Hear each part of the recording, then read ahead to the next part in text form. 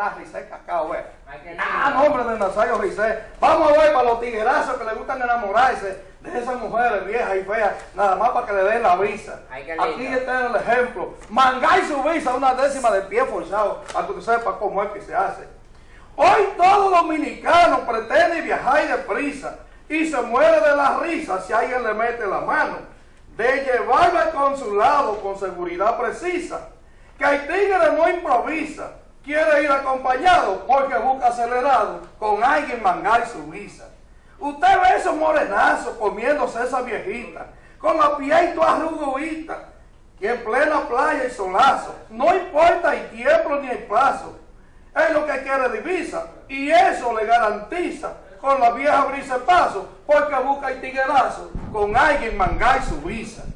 Son muchas las ocasiones que lo han dejado plantado, y busca por todos lados, por calles y callejones, por saciar sus pretensiones, ya sea una anciana sumisa. Si hace tiempo que no guisa, lo pone a pedir cacao, pues quiere llegar parado después de mangar su visa.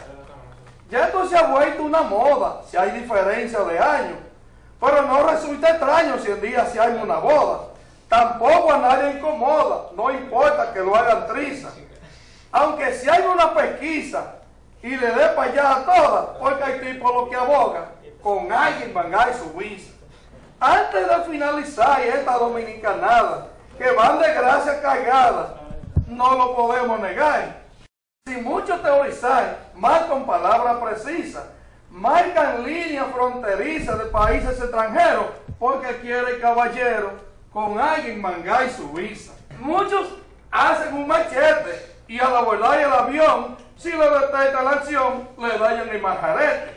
Si la migra lo somete y el viaje no se realiza, ¿quién diablo le garantiza que al norte pueda viajar? Pues si falla al intentar, no podrá mangar su visa. Muchas